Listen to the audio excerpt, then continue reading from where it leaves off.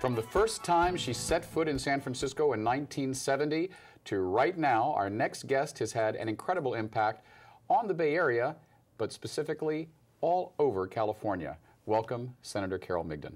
Thank you so much, my old-time friend, I was about David to say, we Perry. can't pretend we don't know each other. I think the first political fundraiser I went to in San Francisco was for you, and I was happy to do it. So. Oh, and I still have your check. There you go.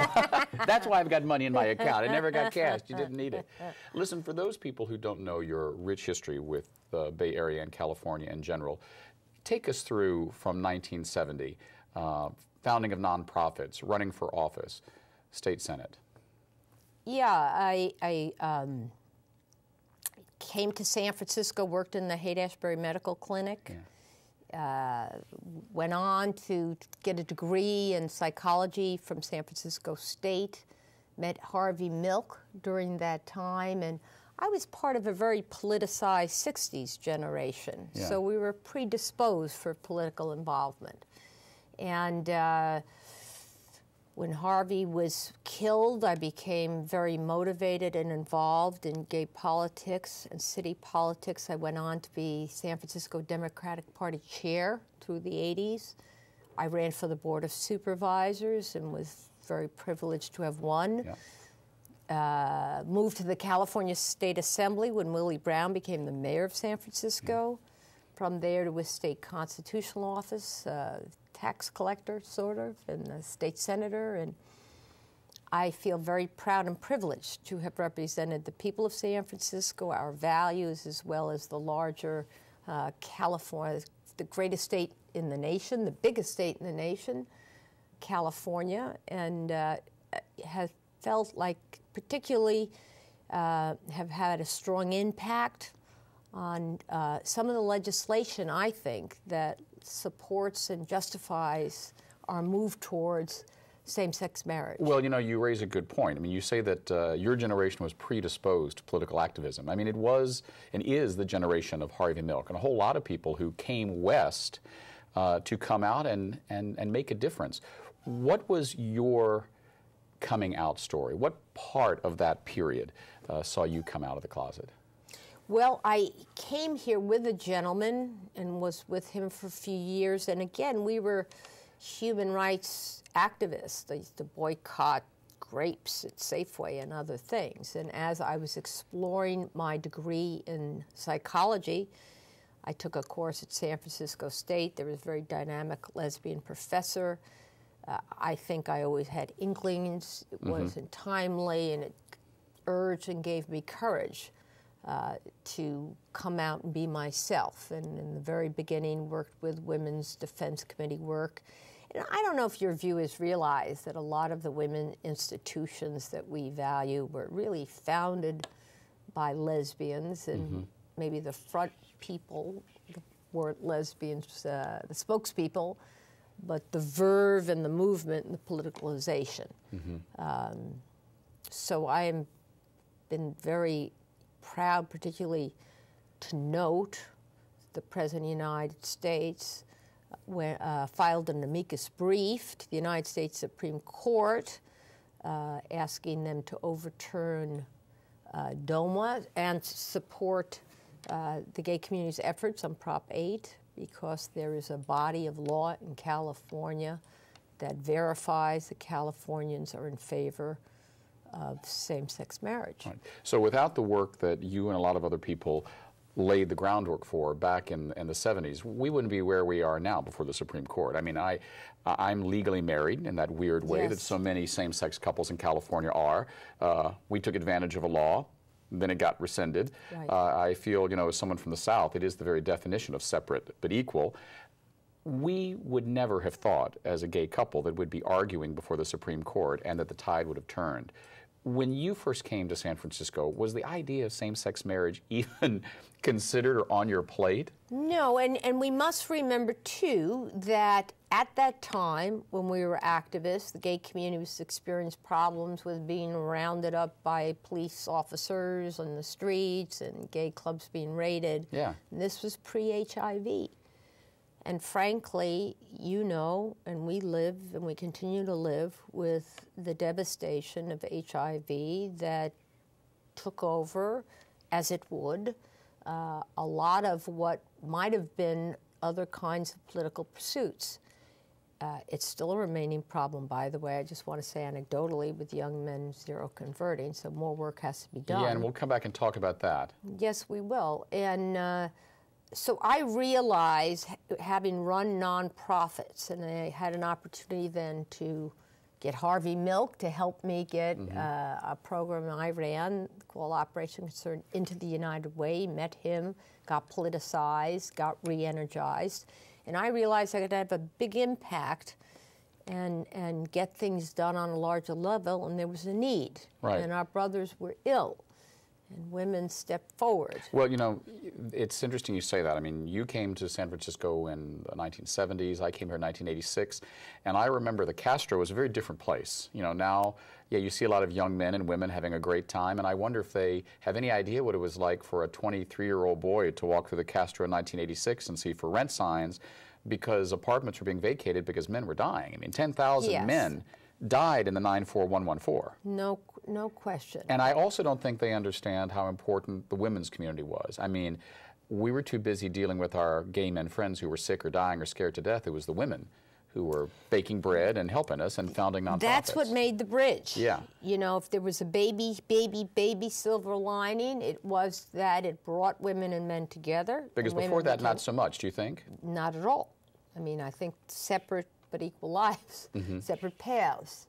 And there was not intersection or necessarily respect. But we made a family to come together to fight a crisis. And what it did, it wove an indomitable political network.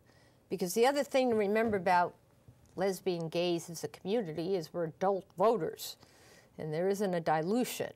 And that once that power got established, and in places like San Francisco, West Hollywood, other California locales that were more receptive, it helped catapult the idea and the issues forward. And when I had the opportunity to go to the state legislature, there were cities with domestic partnership, but I undertook an incremental step-by-step approach so that, and Governor Davis should be acknowledged for his role in helping solidify and granting domestic partnerships every right that married couples had from a state perspective. Yeah, I still got the document from the Davis administration, because we went that route. It was like, well, first let's get a will, because That's we don't have the right. rights of heterosexual couples. And oh, by the way, I guess now we're domestic partners. So, you know, I always joke that what's going to save the economy is gay people getting married and married and married. You know, Well, people came to like us here because we're good neighbors and fix our houses and pay our bills and are good people and sweet and charitable. And you know, I always used to say, you put a library bond on the ballot in San Francisco, the biggest vote comes from the Castro. But in any event, we had our day in court, and I think it's been a seismic shift of support. But what's most important for me to say here is I think these results, as everyone's speculating about what the justices may or may not do, might inure to the benefit of lesbian and gay Californians. But it is a federal right for lesbians and gay men to marry. And we want a constitutional inclusion the same way that occurred for interracial marriage. Absolutely. And, you know, I'm from Virginia, and I remember when I was a boy that being talked about, and I was like, whoa, we never thought it would have happened. In our last few minutes, talk to me about what do you think the chances are? Are we going to win? And is a win really a win, or is it kind of a punt? Well, California will end up okay, I believe, on the Prop 8 case. There's this question of standing, which means the suit was filed by whom and could they or couldn't they, but our Attorney General's not wanted to fight that. If necessary, gay marriages will begin shortly, I believe. It looks as if DOMA is going to be thrown out, and the very elegant Elaine Kagan said, what do you mean? Edith Windsor lost 300 $83,000 payment in inheritance tax. I mean, this is absolutely a crime. Right, and even the GOP, they don't like the inheritance tax, so. One thing also, when these cases were brought, David, the opponents of same-sex marriage could offer no evidence of societal harm to children, to the couples, to the families. None, not a shred. Not a shred said. In fact, some of the surveys say, well, lesbian, gay kids are more verbal. There's certainly less sexual abuse and other things. So I think we'll win DOMA. Again, one can never predict, and we would be an injustice for us to think that we can divine. And in California, I believe lesbian and gay marriages will begin to resume quickly, but it may require us going to the ballot, again, to solidify. We do have the people's support. It would pass. However, our work isn't done till we are sure that every state in the union has the same rights. I totally agree. And what is it they say? We're a strong but peaceful people. We've also become a very patient people. We only have a couple minutes left, but I want to talk to you about a new career for you, filmmaker. What's going on? It's not like you had enough, didn't have your resume wasn't big enough or you weren't busy enough. Well, everyone wants to be a little bit of a movie star. But one thing that concerns me, and I love talking to you about this, and you're quite correct, we began by saying, I don't know what young people know about our history. And to me, it's tremendously important to look at chapters of lesbian and gay history that help bring us to where we are today with just an enormous reservoir of goodwill. So I'm working with some exciting filmmakers. We're going to look at a perspective of the first 4 out lawmakers in Sacramento were women. And not much has been talked about that. Right. And Jonah Markowitz is working with me, and he's a gay male filmmaker that won the San Francisco Film Festival Award in 2008, and Tracy Wears and Ann Clemens. So I got a professional team, and we're trying to tell the story of what foundationally occurred so that these decisions now can be weighed and perhaps successful, we hope. Right. But also so that generations understand their history. Right, because what is it? It says on the front of the archives, those who do not understand their history are forced to repeat the worst aspects of it. So hopefully we'll have you back soon. We've seen your name on the ballot a lot. Hopefully we'll see it on the end of a film credit real soon. Well, I hope so. Thanks. David, it's it's lovely lovely to speaking see you. Been speaking with Senator Carole Migden. Next up, we're going to speak with Phil Siegel about a film that he's working on about coming out in the 1960s. We'll be right back. Thanks so much. Great.